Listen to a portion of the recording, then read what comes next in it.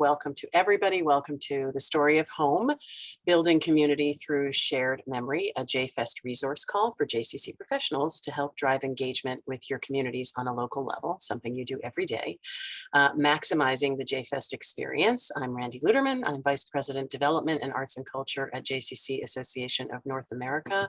And I'm so happy that today joining me from JCC Association are Andy Mizels, Senior Education Director, giving a wave, Yael Warwick, Professional Development Manager, giving a wave, and lucky us, also our JFest collaborator and Minnesota-based artist, Robin A. Wend, who's going to give us a wave. Our names appear as hosts at the top of your participant list, and of course you can find us as you need us in the chat, and also the colleagues that were not able to be with us today can do this as well when we release the recording. Speaking of recording, we're recording. We do that so it's helpful for others who cannot be with us today, and so that we learn as well from the ways we explore our newest resources as we share them with the field. And we understand some of you may not be comfortable, so if you have to, you can turn your camera off, but we hope you will keep it on so that we can really feel like we're together today. It's a nice group. Really, I'm hoping that by now you've not only heard about JFest, but you have with your communities either joined a JFest event on Virtual J or participated in one of these Story of Home calls, which of course were built for you. But I want to set the table today and I want to provide a little bit of context. JFest programs are made possible through funds granted by the Covenant Foundation with additional support from the Pertzik Fund for Arts and Culture at JCC Association. And we always begin rightfully with a thanks to our amazing funders who are also our partners really and truly in the work that we do. And JFest seeks to amplify and connect the diverse stories that make up our vibrant communities. Our work is really predicated on the belief that our individual and our family stories help build resilience and create resilient communities, and that art helps us to engage and to tell these stories. So throughout the year, we've explored three core themes of storytelling. You've probably heard me say this before: how to tell your story, how others tell our story, and how history tells our story. And the work that we do on JFest is inspired by the research on family narratives and strength building by Dr. Marshall Duke, professor at Emory University. And his data is what supports the work that we do in community building. So through JFest and the work we did with Dr. Duke, we're exploring storytelling in many forms as part of the Jewish community resilience story and as part of our communal narrative. We've been telling stories all year through JFest. And now really it's your turn. We're very excited to share the JFest Story Machine with you. So what is it? We created the JFest Story Machine to spark inspiration, to ignite memory and capture stories that have shaped you, your community, and the broader Jewish community. And while each story for sure is a wonder unto itself, together they are going to become a collection reflective of our movement's shared communal memory, which JCC Association will share back through the Story Machine's digital library. Robin will tell you a little bit more about that shortly. Our Story Machine is inspired by Rube Goldberg's creativity and way of thinking.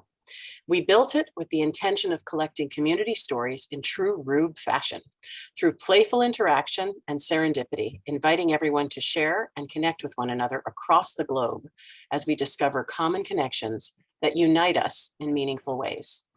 We explored Rube Goldberg, this legendary cartoonist and cultural icon's life and legacy, through a JFest documentary in May, aired on Virtual J, called The Two Lives of Rube Goldberg. That's a film that continues to be available to you and your communities to use as a paired resource as you explore the JFest Story Machine. Hope you'll go and check it out. Rube Goldberg became famous for creating overly complicated, whimsical, delightful machines to perform simple tasks. You'll learn a little more about that in a few seconds. It's incredibly important today as we soft launch this JFest Story Machine and learn together about the many ways we can use it in our communities. And we're so grateful you're here with us to dive into the machine. We're invested in the joy of storytelling. We're invested in the importance of community building. It's central to all of our work. And we also know there's so many different ways and multiple entry points for our different cohorts and our different communities. So as much as we're presenting a new and exciting tool for you to use in your work, we're also looking to all of you really as partners as we brainstorm together to maximize the storytelling potential. You know your communities better than anyone. We're looking forward to seeing what you come up with. So let's dig in. It gives me great pleasure to throw everything to Robin A. Wend. Thanks so much, Randy, and we are so grateful to have you all on this call with us today. As Randy mentioned, this project has been greatly inspired by the complex and absolutely fascinating life and legacy of Rube Goldberg. As part of the film, The Two Lives of Rube Goldberg, there is a wonderful excerpt by Anne Marie Thomas, director of the Playful Learning Lab at the University of St. Thomas, who sums up Rube and the momentum behind his incredible legacy. Please enjoy this 1-minute clip from the Two Lives of Rube Goldberg documentary film. What makes Rube Goldberg unique is that we don't think of him for a specific invention. We think of him for a way of thinking. His drawings weren't machines. They were never built by him. Other people may have tried, but he gave us these playful ideas that were so different than the machines or patent drawings that we see from inventors who were known for the physical objects. And so rather than thinking of him as the father of, we think of Edison as the light bulb. Instead, Rube Goldberg we think of as the inventor of a whimsical way of thinking about engineering and machine design. And I think that is more an invitation. If you know someone, you're probably not going to create the next light bulb. But this is an invitation to create the next blank. The very beginning, the way someone. So what is the next blank? Well, for us, it has been the creation of a new kind of machine, a digital, community-centered story machine, inspired by Rube's creativity and playful way of thinking. Cartoonist and editor Art Spiegelman has captured the essence of Goldberg in his infamous quote. Rube Goldberg was the Christopher Columbus of the screwball contraption, finding a way to get from point A to point B by traveling through all the other letters of the alphabet. So our next blank, that is what we are going to share with you today. So drum roll, please, as I begin to share with you from my screen. We were having a Jewish mother's conversation earlier. This is when the Jewish mother in me is going, please work, please work. Let's see the machine work. And I hope you can all see my screen now. We are so excited to present to you our story machine. This creation was created with the intention of collecting community stories in true Rube fashion through whimsy, discovery, and the road less traveled. These shared stories populate into a digital library for all to read, enjoy, and to find ourselves within. This project was created in partnership with the unbelievably creative and talented Minnesota-based artists, Robin Schwartzman and Avery Norden. They set this machine into motion through their idea evolution, artistry, and of course, hours and hours of play. So let's see how this machine works.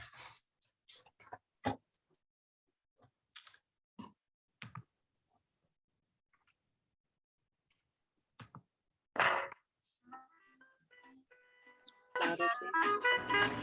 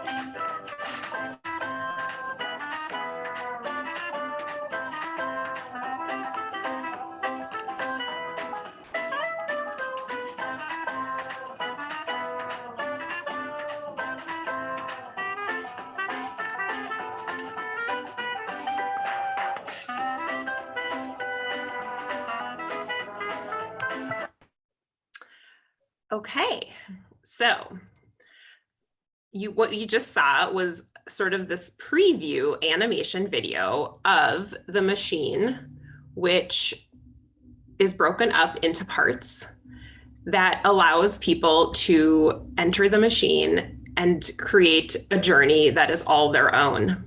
You'll notice that it prompted us to start with letter A. So I'm going to take you through a few letters, show you how this works, and then you'll get to see what happens after your stories have been submitted. So we're going to start with letter A. And you'll notice that there's an animation and a prompt. There's a question to answer, and you put your answer here. And you'll see that the animation is broken up into pieces. And I'll play this one for you as sort of the first part of the video that you just saw. I'm going to read the question of A, which is there a specific everyday object or a favorite thing that is particularly meaningful to you? What is it, and what memory does it hold for you?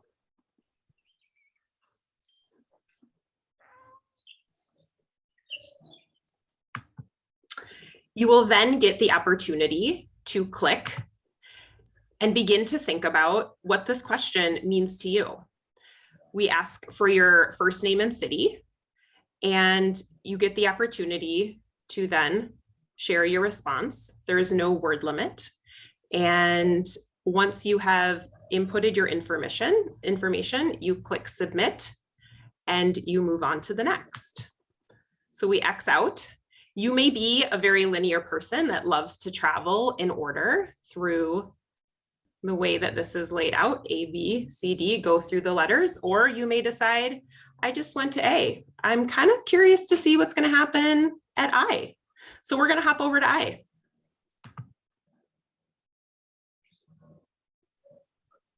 Again, we have another question, which we'll read, and I'll show you the video.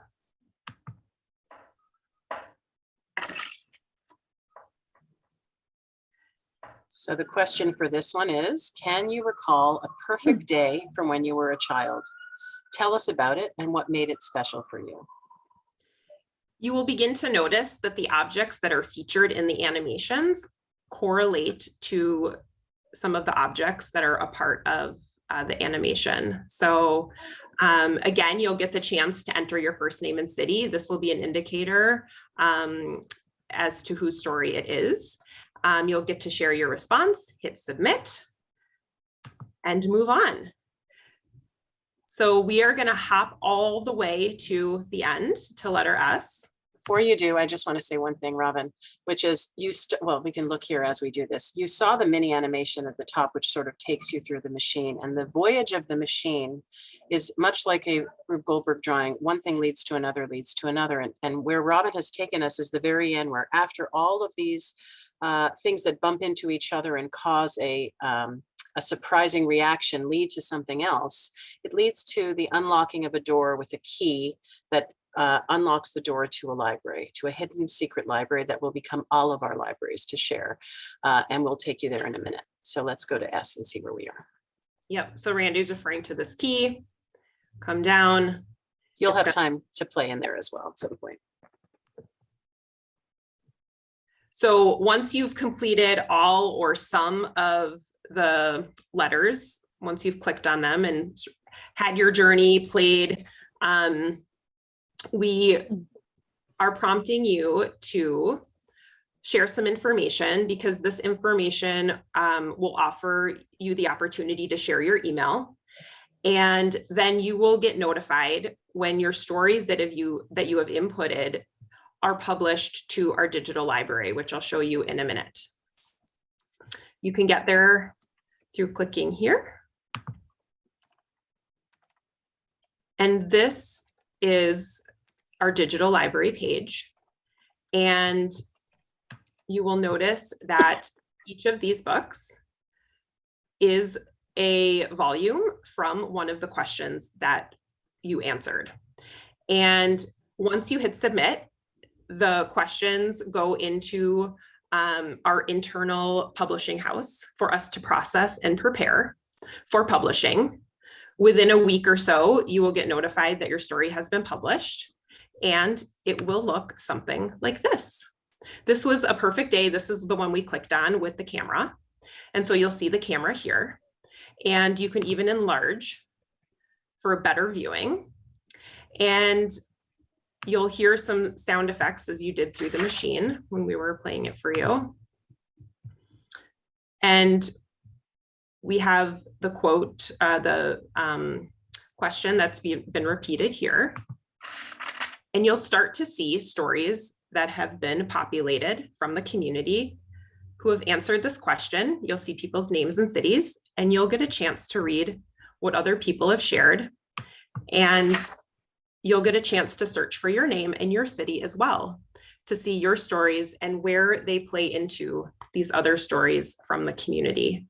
The idea of getting a chance to be a part of this anthology helps us to see how we are different, how we are similar, being able to connect with one another across the globe in meaningful ways, answering a question that has so many unique responses and potentially so many overlaps as well.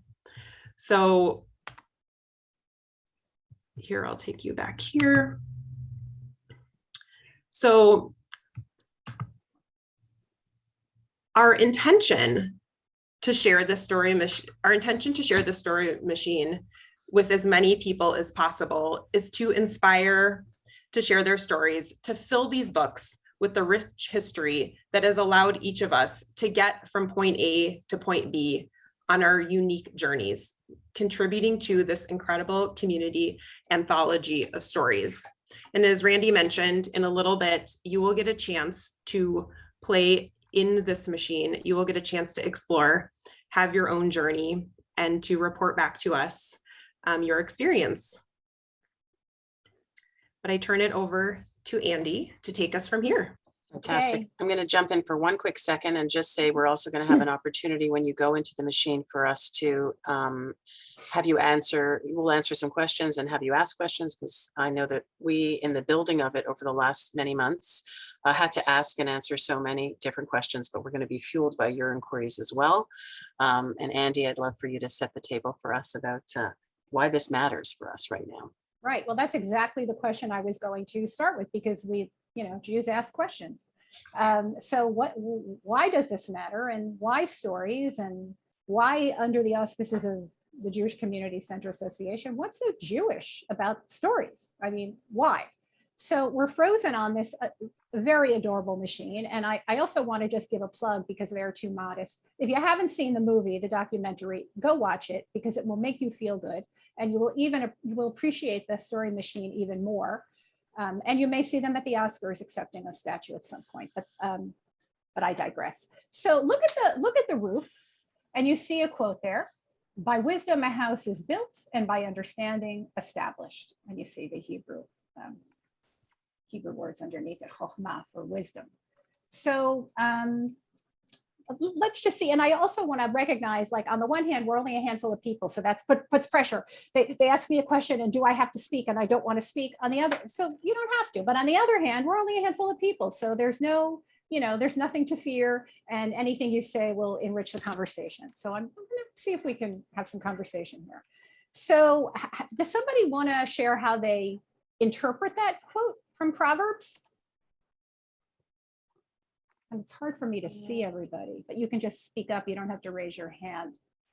I know I've got at least one Jewish ed person in this group. Can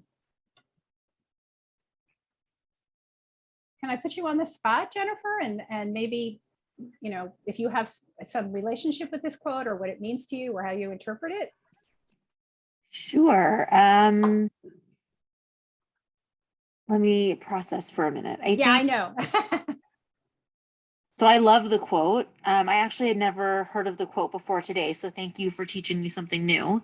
But I like that like when you build a home, right, there's many layers in building a home. And just like all of us, like there are many layers to who we are in our homes and our stories.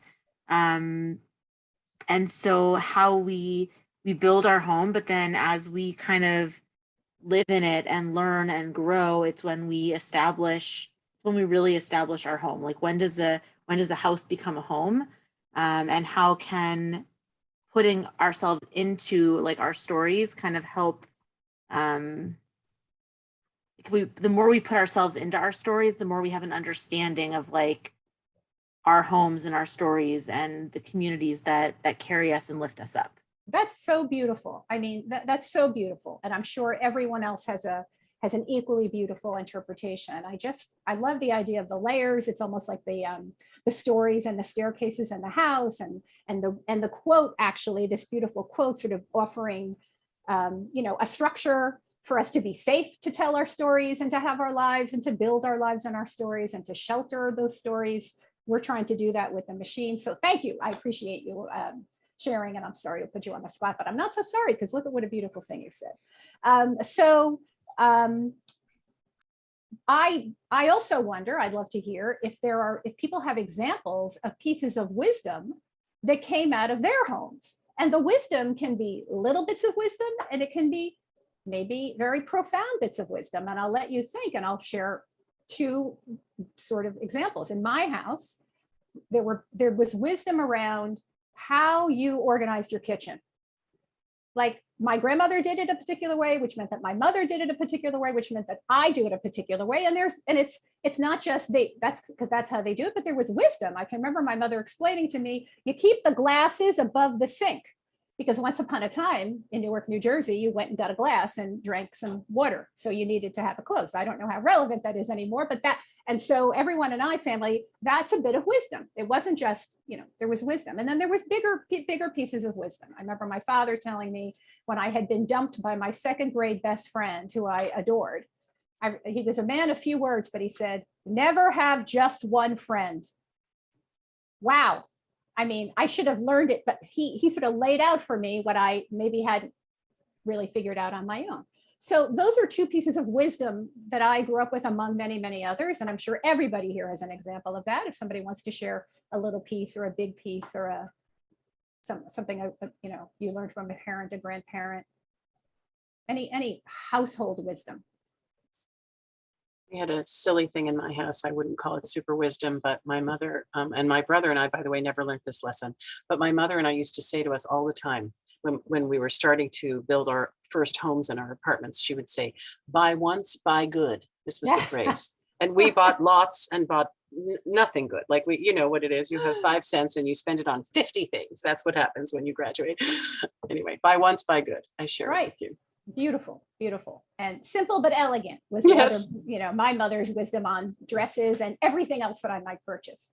So I'm sure that you're all carrying those bits of wisdom, and that's the beauty. If you were lucky enough to grow up in a family that had Esther, is that a hand, or you're just adjusting your glasses? I was adjusting my glasses, okay. But I'm happy to share Please. A very, very common one. I'm just trying to think. All of the ones that came out of my family were usually not shareable in professional settings.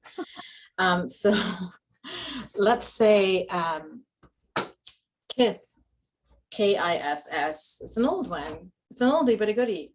Keep it simple, stupid. And that's the nicest one that can come out of my household, I think.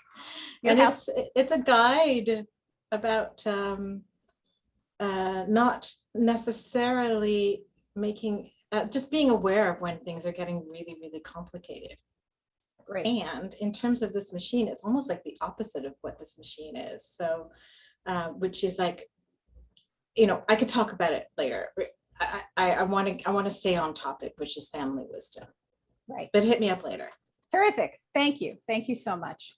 Okay. So, wisdom and a house, these are things that you would see in, I think, in every culture and every family. We don't have the monopoly on smarts and families. But we do have a tradition of storytelling in Jewish tradition. So why is that? I mean, we all know the stories of, sitting around the fire, the cave people, and stories as entertainment, because what else was there to do on the tundra, right? In Jewish tradition, it became a way to teach.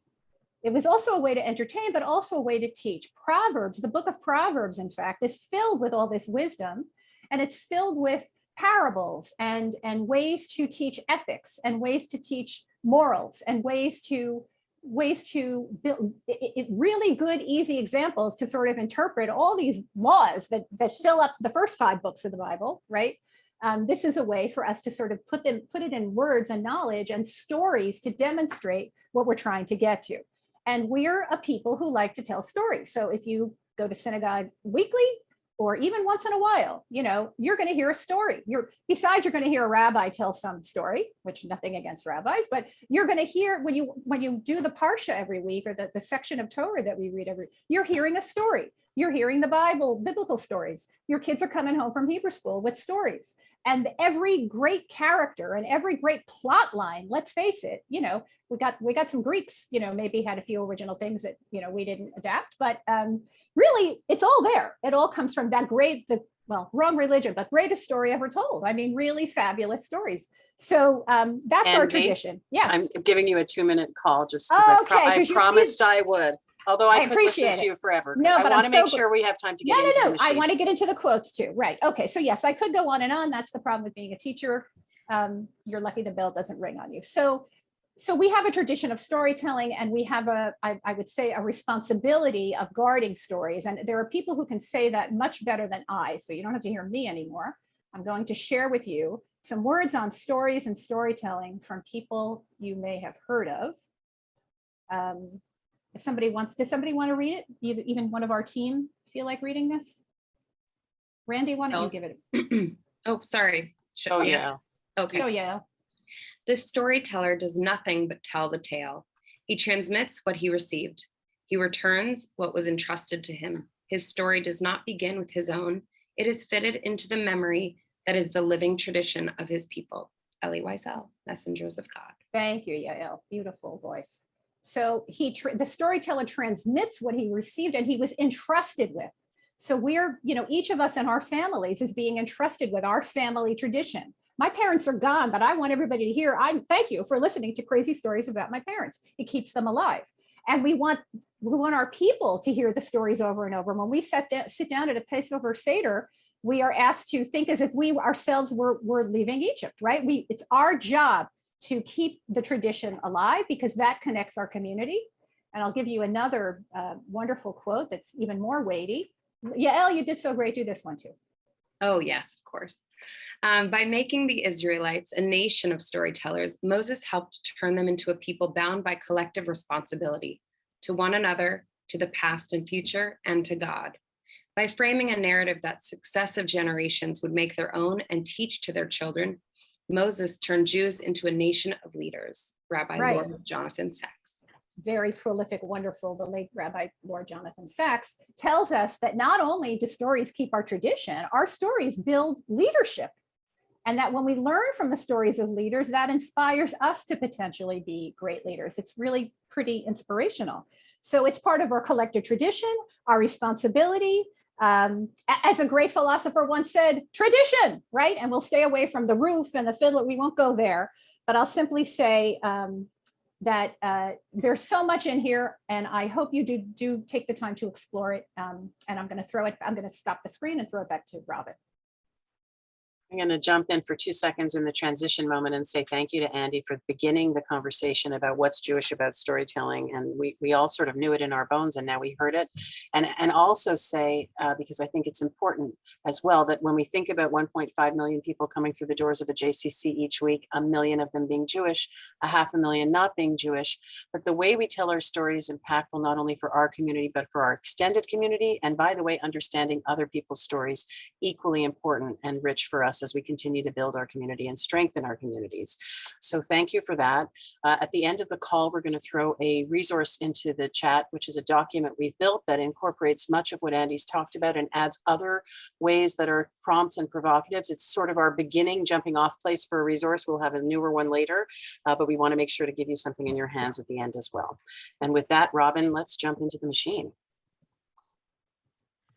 Okay, so you've had a little teaser, we've had a little Torah, a little learning, a little time for your wheels to get moving. But really, we all know that diving in and experiencing for ourselves is really the way we learn best and typically, and the way that we can really begin to process something that's so interactive. And so we wanted to give you some time on this call to take a few minutes, which we'll let you know shortly, to actually go into the machine and poke around. I will give you a hint that there are 9 questions that are hidden throughout the different letters. So when you click on the different letters, you'll see sometimes a question will pop up, and sometimes there'll be a prompt letting you know which letter to go to. And of course, you get to choose if you want to go in order or if you'd prefer to pop around. And this will really be your opportunity to play, because we all know that that's what Rube Goldberg was best at instilling, is this ability to play and be whimsical and be creative and to create your own journey. And this machine allows you the opportunity to do just that. We are hopeful that in your time poking around, that you will answer one question that you come to in your journey. And as I mentioned in letter S, which is the last letter in the library, it'll give you a chance to share your email, and you will then get notified that your story has been published if you do choose to share a story with us today. You're welcome to also visit the digital library. There's a little link there, also at the top of the homepage. And we really just want to invite you for the next 10-ish minutes or so to hop in to the website. We've put the link in the chat for you. You can we do invite you to turn off your audio. You're welcome to leave your camera on if you'd like, you don't have to. But this will be a time for you to explore. And then when we regroup, we'll have a little time to share back. So look at this time as your playful time of our session. And we will be here if you have any questions. If something pops up and you get stuck or you're not sure what to do next, feel free to put a question in the chat. That's exactly right. Yeah. To let us know. We are here for you, and we are available. So it is 12:05 now. We will let you know. We'll call you back in about 8 minutes, maybe. We'll let you click around in there. If you're ready to come back, you can let us know you're ready to come back. I do agree, questions in the chat are useful if you keep yourself on mute, because there are sound effects in the machine. So we want you to play them, and we don't want anyone to be distracted, and really just have some fun in there. And we'll see you in a few minutes. Yeah, and just minimize your Zoom. Don't log out, just minimize, and then we'll keep you posted on time. But in the meantime, enjoy your journey, and we look forward to sharing back when you return. You might be in the middle of something. Feel free to finish. You know, it's like Big Brother watching you. But I just want to make sure we have time to talk about it and also ask questions. And, you know, it's as we know about everything, particularly new things that have been designed and are sort of new ways of thinking about things, new ways into things we are used to doing. The process continues to develop, and we're going to count on you for feedback, as well as, you know, just hearing all the things that you've experienced recently as you jumped in. Does anybody want to start us off? Esther, you told me earlier we should hit you up later. So maybe I'll do that first. Maybe I'll hit you up. Let's go to Esther and see and have her begin. I'm going to try and be really clear. I have so much to say. Oh, that's exciting. Okay. So I'm going to try and say about, like, I'm just imagining how this might engage people in different ways. And my imagination has thought of like 3 ways. And I thought, perhaps this could be used as a mental health tool in all kinds of settings, in work settings, in a JCC work culture setting, or out there in the community and community wellness settings, to an introspective activity that forces people to slow down and think about where they are, where they were, maybe where they're going.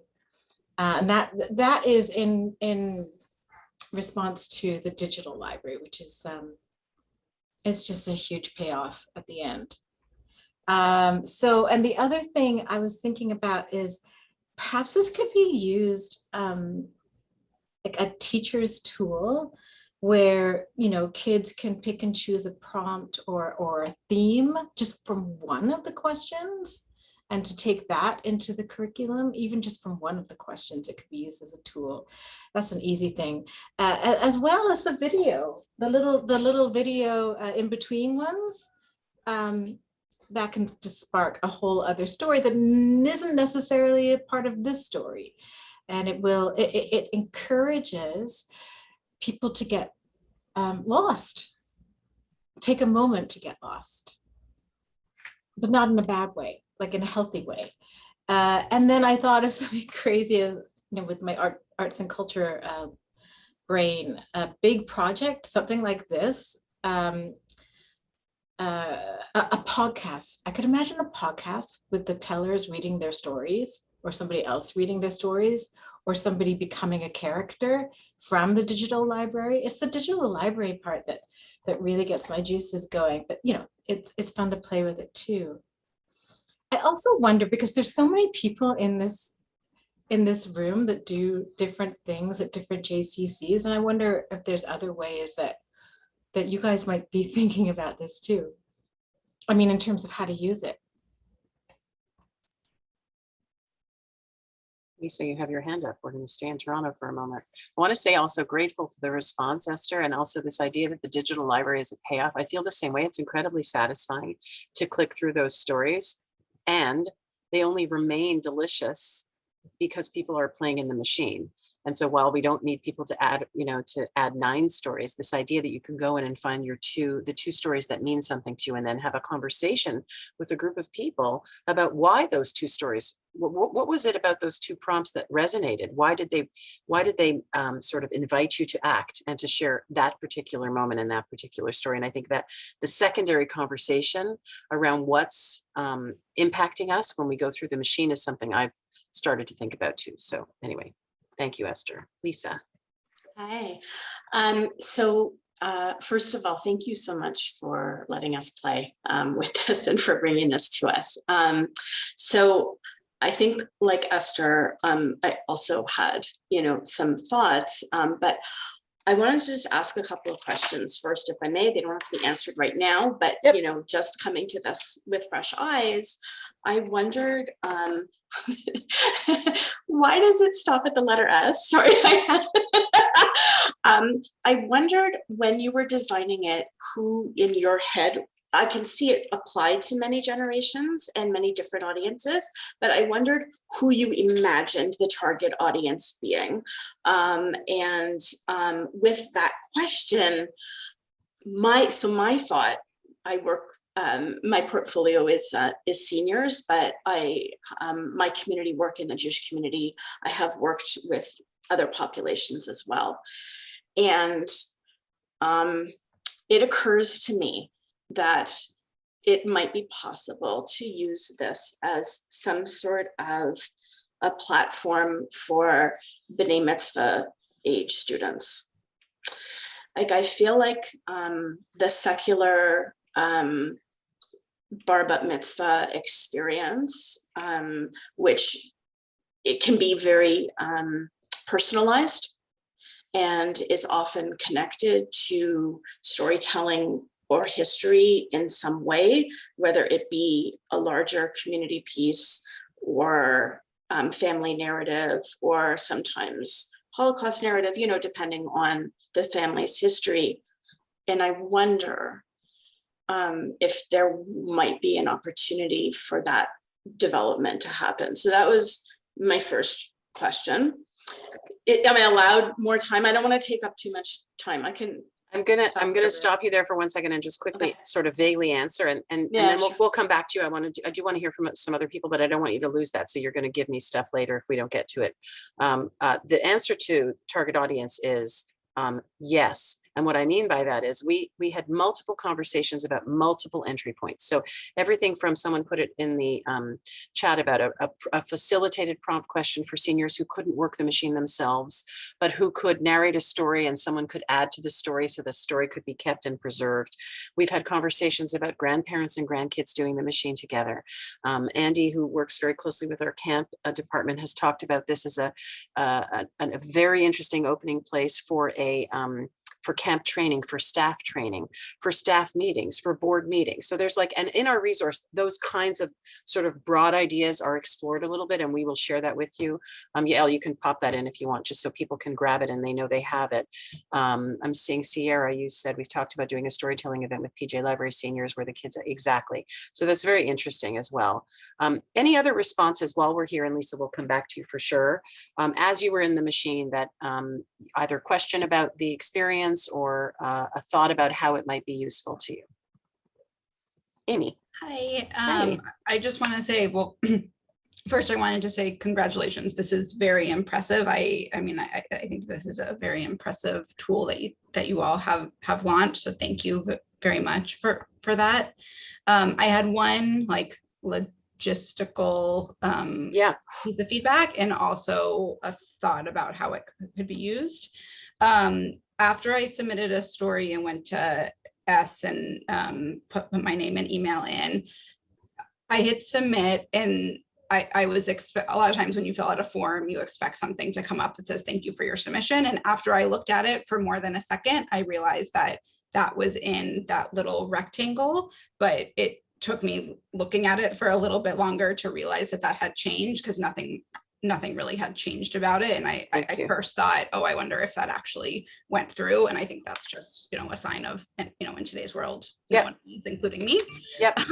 Good note. Thank you. And then my other thought, and this is also came through a JCCA resource of the Braid and their storytelling workshops. Like I went and we've been toying with, like, can we bring them to Houston? Is there a way for our community members to be sharing their stories? And maybe they could be sharing their stories through this tool, and then the Braid could be looking at the different stories that are there and put together a live show for our community from some of our stories. Very interesting. So guys, just so you know, the Braid is a theater company that is California based, where they do readings, really not perform. They do performed readings, not full productions of other people's stories. So they curate stories and then perform other people's stories. And there's something interesting about that for sure. And Robin and I have had about 1,000 conversations about what happens after chapter 2. Like, as the books get filled, there are so many ways we can and will come back to you and your communities to say, and now. And you will see also that on the machine, when it asks you for your stuff, there's a box that says, how did you find your way to our home? People are very protective of their personal information. So we wanted a few things to be clear. One is we ask your name and city at each prompt, because we want you to be able to jump around. And if you want to call yourself Fluffy from Oregon, you call yourself Fluffy from Oregon. Like you to look for Fluffy. I'm not recommending that, but I'm just saying everybody gets to be who they are, and to have their voice reflective of who they are, and to call themselves what they need to call themselves, and to find themselves the way they want to find themselves, and share or not share. That's also important. 2, at the number S, when it says, tell us how you found your way to our home, I wanted to say, Miles Nadal showed me the way, Miles Nadal, Toronto. Like, that's where, because we're not tying things, we're not holding on to the information except in the way that you provide it to us. So we will be able to, on the back end, at some point, once your communities begin to interact with the machine, export and say, this number of people were engaging with the machine, or at least told us they engaged with the machine through your community. So as you think about the ways in which you're going to explore the experiences with your communities, and again, we'll work with you to find all kinds of creative ways to use them, know that there's some metric on the back end, and we'll be able to do that with you as well, because I think that's important to understand. I'm going to stop there because I don't want to take up your time, but tell me, anybody else who has anything they'd like to share as we begin to think about this. Questions? Did anybody put a story in? I don't want to put you on the spot. I know that, yeah, okay. If you put a story in and you don't want it published because you just want it to be part of this professional moment, just email me and let me know, and we'll just use it as a tester. I'm hopeful though that you'll allow us to do it, because it's just so fun when we see them, but your call. And that's true of everybody, by the way. I mean, for some people, the experience of writing it and it entering the machine, and then not thinking about it again is the experience they'll choose. And so they may not say, here's my email to let me know, but they may say, here are my stories to share to be part of the fabric of our community digital anthology. And again, we're trying to be as elastic as possible with the resource. We want those stories. And if your concern is, I want to share them with you, but I'm not sure I want to show the world, that's going to be a person's choice. So we're pro-choice with this machine. What else do we have to say? Anything before I wrap up and give us a few other thoughts? Anybody? I just find it, I'm going to chime in just to say, I find it really interesting to see that this has been in the works, because I think it's something that we've been talking about in my community for the past 2 years, about doing something with story collecting and story building. And we had Corey Rose in here to talk about how to tell your best story. And we've collected, for Yom HaAtzmaut, we collected recordings of people's stories about Israel. And so we've really been looking for more ways to do like storytelling and building Jewish community through storytelling. So I think this is a really great resource, and I thank you. And I'm excited to share it out with my colleagues so we can figure out how to use it here. That's great. I'm so happy to hear it. I mean, it's funny. Yael and I have worked together for a number of years, and she literally said to me the other day, sort of half joking, "What's with you and the stories?" And I just sort of laughed, because for me, this is the way we share not only our own story, but the way we build our community story, our connected story. And I know what happens when we're not together, because we just came out of 2 years of being apart. And so this idea that stories build resilience in our communities, and that they are, in fact, they lift our communities up, all the things, Sierra, that you just said. And honestly, we had the same issue or the same challenge, I should say, when we first heard Marshall Duke speak, and he talked about stories and their connection to resilience. That's when we went to the Covenant Foundation and said, let's do a continental storytelling initiative. And ultimately that evolved into JFest. And throughout the year, we've had JFest events on Virtual J and calls like this, where we share stories in all kinds of different ways. This is the most sort of sophisticated, evolved moment for JFest, I think, the building of the JFest StoryMachine. It's the final big iteration of the cycle, and it'll continue through the year. And then we'll see where it goes. But I just, before we close, I want to quickly, because I'm conscious of time, I want to return to the themes of JFest. And I want to share quickly, because we've already had the conversation, how they might inform the work you're going to do, and why we thought this machine was the way to go. So the themes quickly: how you tell your story, right? So people enter the machine, your constituents, they choose how to tell their story. And here's what I'll say: we all have moments in our lives where we think about a story, we have a memory we carry with us, we might even replay the memory over and over, but we often do not take the time to sit down and put it in writing, and they're lost and they can't continue to be shared. So we're just excited to think about how we tell our story, how others tell your story. This was a big one for me, that the machine offers sort of the opportunity for multiple community members, for example, like an immediate family or an extended family, to share the machine with each other. And as they return to read the digital anthology in the library, they discover each other's narratives, and they see crossovers where stories are repeated in different ways, but through different points of view. So there are different takeaways or meanings, maybe depending on who's the keeper of the story, who's the teller of the tale. I'm sure you might have this with a sibling or a parent in your family, where you know one story and they have the same story, completely different story. This is my life with my brother. I think that process alone, when you see that story reflected in different voices in the digital library, is very enriching and beautiful. And lastly, this idea of how history tells our story. And Sierra, this goes back to what you were saying, which is like, as multiple communities and multiple individuals add to the narrative in our digital library, we're really going to start to understand and be able to see what matters to our communities, right? What makes us similar? What makes us different? What are the ongoing themes? What are the repeated tropes? How many times do we see matzo ball soup listed? What's meaningful? What's valuable? What's honorable? What is uniquely yours? Does something that's uniquely yours feel less yours if you read someone else who has a similar memory? If I use the same word as you to describe a feeling, does that make the feeling any less rich, or does that make the feeling bigger and more rich? Those kinds of conversations, I think, are really important. And we're hoping, with those ideas in mind, that the machine can be used to spark discussions and enrich individuals and their journeys, as well as bringing families and communities closer through the power and the magic of storytelling, which is a tradition that is sort of deeply held in our Jewish collective history. So hope this session helped you spark some ideas. There's more to come. The resource we already put into the chat. There'll be a number of engagement opportunities as we continue to roll out the machine. So you'll be hearing from us. Keep your eyes on the program brief. And also we'll make sure this list will hear from us directly.